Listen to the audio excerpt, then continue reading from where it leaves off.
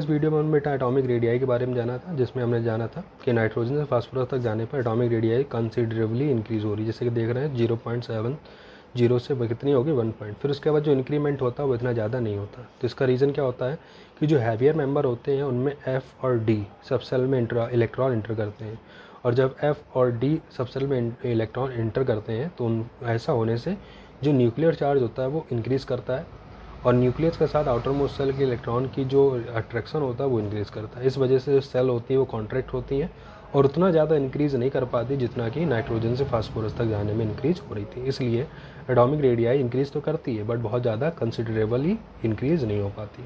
ठीक है, अब हम बात करेंगे आयनाइजेशन एंथैल्पी, जिसको पोटेंशियल एनर्जी के नाम से भी जाना जाता है।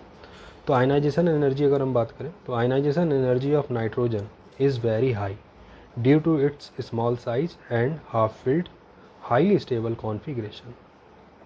The value of ionization energy decreases gradually as we move down the group due to the increase in distance between nucleus and outermost cell.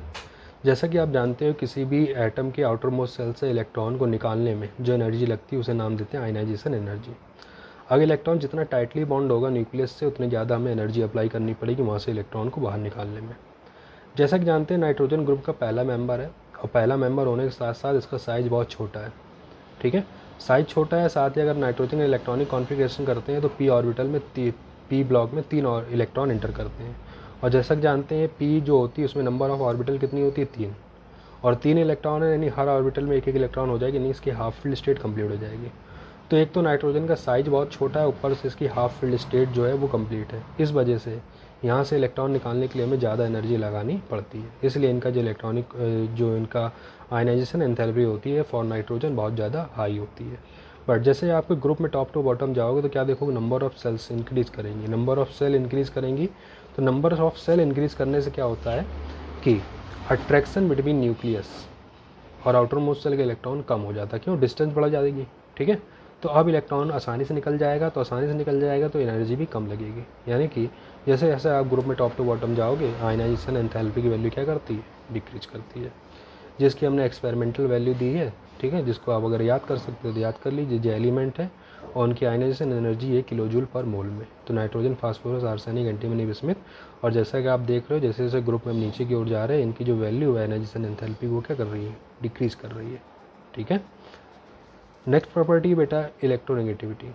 तो ये आपके जो ग्रुप एलिमेंट होते हैं वो सभी क्या करते हैं, हाईली इलेक्ट्रोनेगेटिव होते हैं, बट इनकी जो इलेक्ट्रोनेगेटिविटी होती है वो ग्रुप में टॉप टू बॉटम जाने पर क्या करती है, डिक्रीज करेगी। यानी it decreases from nitrogen to bismuth. Electronegativity जो होती है वो नाइट्रोजन से बिस्मिथ की ओर जाने पर क्या करती है, डिक्रीज करती है। क्यों, क्योंकि मेटालिक कैरेक्टर इंक्रीज करता है।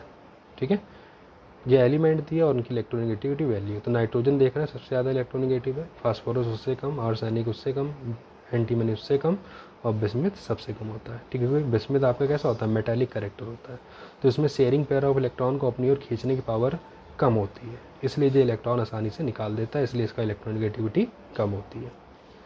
अब हम बात करेंगे बेटा इसके नेक्स्ट पार्ट जिसका नाम है ऑक्सीडेशन स्टेट। तो क्या होती है इनकी ऑक्सीडेशन स्टेट, चलिए देखते हैं।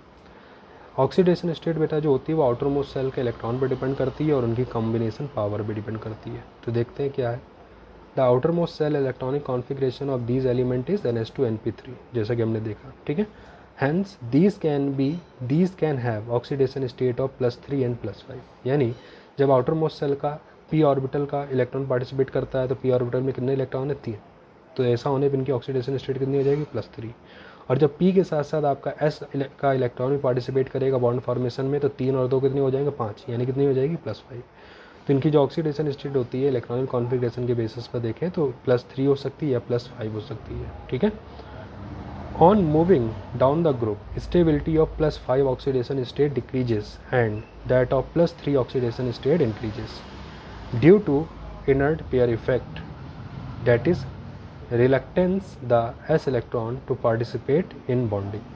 जैसे जैसे हम ग्रुप में टॉप टू बॉटम जाते हैं तो इनकी जो +5 ऑक्सीडेशन स्टेट होती है वो डिक्रीज करती है, जबकि +3 ऑक्सीडेशन स्टेट क्या करती है, इंक्रीज करती है। ऐसा क्यों होता है कि जब भी हम ग्रुप में टॉप टू बॉटम जाते हैं तो F और D ऑर्बिटल में इलेक्ट्रॉन एंटर करते हैं। ऐसा होने से होता क्या है कि इनका जो इलेक्ट्रॉनिक कॉन्फिगरेशन होता है वो इनर्ट गैस के जैसा हो जाता है। तो एक इनर्ट पेयर इफेक्ट लगता है, जिसकी वजह से इनके जो आउटर मोस्ट शेल के इलेक्ट्रॉन यानी पी ऑर्बिटल के जो एस ऑर्बिटल के यानी पी ऑर्बिटल से इलेक्ट्रॉन निकलने के बाद जब एस ऑर्बिटल से इलेक्ट्रॉन निकलने की कोशिश होती है तो उस समय क्या देखते हैं कि जो एस ऑर्बिटल उसमें एक ही ऑर्बिटल है, उसमें नंबर ऑफ इलेक्ट्रॉन कितने हैं, 2, और इनका इलेक्ट्रॉनिक कॉन्फ़िगरेशन हो जाता है इनर्ट गैस के जैसा। इसलिए एस ऑर्बिटल के इलेक्ट्रॉन इतना स्ट्रांगली पार्टिसिपेट नहीं कर पाते हैं हायर मेंबर में जितना कि पी ऑर्बिटल के इलेक्ट्रॉन पार्टिसिपेट करते हैं। इसलिए जो इनकी हायर मेंबर होते हैं उनके लिए जो ऑक्सीडेशन स्टेट होती है वो +3 ज़्यादा स्टेबलाइज होती है, जबकि +2 जो +5 वाली है वो क्या होती है, लेस स्टेबलाइज होती है। क्यों? क्योंकि उस समय आपके एस ऑर्बिटल इलेक्ट्रॉन पार्टिसिपेट नहीं करते। ठीक है, तो क्या ध्यान रखना होगा, जब हम ग्रुप में टॉप टू बॉटम जाते हैं तो इनकी +5 ऑक्सीडेशन स्टेट जो है वो डिक्रीज करती है और +3 वाली इंक्रीज करती है। यानी इनके जो कंपाउंड है हायर मेंबर के वो +3 ऑक्सीडेशन स्टेट में ज़्यादा स्टेबल होंगे, जबकि +3 ऑक्सीडेशन स्टेट में ज़्यादा स्टेबल होंगे, जबकि अगर +5 स्टेट में है तो उनकी स्टेबिलिटी क्या हो जाएगी, कम हो जाएगी। जैसे कि हम बात करें therefore Bi++ is more stable then Bi5+। ठीक है, अगर हम बिस्मिथ ट्रिपल+ वाला कोई कंपाउंड तो वो ज़्यादा स्टेबल होगा किसके कंपैरिजन में, जब बिस्मिथ +5 ऑक्सीडेशन स्टेट में होता है। इसीलिए as a result Bi++ salt are very rare and are good oxidising agent. इसलिए जो +5 ऑक्सीडेशन वाला जो कंपाउंड होता है या जो इनका सॉल्ट होता है बहुत ही रेयर होता है और एक अच्छा ऑक्सीडाइजिंग एजेंट भी होता है। क्यों ऑक्सीडाइजिंग एजेंट होता है? क्योंकि जब वो +5 स्टेट में होता है तो लेस स्टेबल होता है, इसलिए वो क्या करता है, 2 इलेक्ट्रॉन एक्सेप्ट कर लेता है और किस में चला जाता है, +3 ऑक्सीडेशन स्टेट में। ऐसा होने से क्या होगा, इसकी स्टेबिलिटी बढ़ेगी और इलेक्ट्रॉन एक्सेप्ट करना क्या कहलाता है, रिडक्शन कहलाता है। और जो रिडक्शन का जिसका रिडक्शन होता है वो दूसरे क्या कर देता है, ऑक्सीडेशन कर देता है। इसलिए यहाँ पर जो किसकी तरह काम करेगा, एक अच्छा ऑक्सीडाइजिंग एजेंट की तरह काम करता है। ठीक है, इसी तरह से जो आर्सेनिक ट्रिपल+ सॉल्ट है are good reductant, reducing agent या रिडक्टेंट। जो +3 वाले ऑक्सीडेशन स्टेट होते हैं आर्सेनिक के वो अच्छे रिड्यूसिंग एजेंट होते हैं। क्यों होते हैं? क्योंकि इनकी जो हायर ऑक्सीडेशन स्टेट होगी वो मोर स्टेबल होगी in comparison to lower oxidation state. इसलिए आर्सेनिक क्या करता है, अपने आउटर मोस्ट शेल से 2 इलेक्ट्रॉन यानी एस ऑर्बिटल का इलेक्ट्रॉन भी निकाल करके +5 ऑक्सीडेशन स्टेट में चला जाता है। ठीक है, इलेक्ट्रॉन का लॉस क्या कहलाता है, ऑक्सीडेशन कहलाता है। जिसका ऑक्सीडेशन होता है वो दूसरे क्या कर देता है, रिडक्शन कर देता है, और दूसरे की रिडक्शन कर देगा यानी क्या कहलाएगा, रिड्यूसिंग एजेंट कहलाएगा। इसलिए आर्सेनिक अपनी +5 स्टेट में क्या होता है, ज़्यादा स्टेबल होता है। ठीक है, फिर क्या है बेटा, nitrogen show a wide range of oxidation state that is from -3 to +5 due to its high electronegativity, small size and strong tendency to form p pi bond। Nitrogen group एक ऐसा एलिमेंट है जो -3 से लेकर के +5 तक की ऑक्सीडेशन स्टेट वाले कंपाउंड फॉर्म कर सकता है। इसका रीज़न होता है कि नाइट्रोजन ग्रुप का सबसे ज़्यादा इलेक्ट्रोनेगेटिव एलिमेंट है, स्मॉल इन साइज है, साथ ही इसमें p ऑर्बिटल बॉन्ड फॉर्मेशन करके पाई बॉन्ड बना सकती हैं, यानी इसमें p पाई बॉन्डिंग पाई जाती है। इसलिए नाइट्रोजन जो है वो -3 से +5 तक के ऑक्सीडेशन स्टेट शो कर सकता है और कंपाउंड का फॉर्मेशन भी कर सकता है। तो यहाँ पर कुछ नाइट्रोजन के कंपाउंड दिए गए हैं और उसमें नाइट्रोजन की ऑक्सीडेशन स्टेट दी, जैसे अमोनियम है। अमोनियम नाइट्रोजन कितनी है, -3 है। N2H4 नाइट्रोजन टेट्राहाइड्राइड जो है उसमें कितनी है, -2 है। ठीक है, NH2OH में कितनी, -1 है। N2 में कितनी है, 0 है। इसमें कितनी है, +1 +2 +3 +4 +5।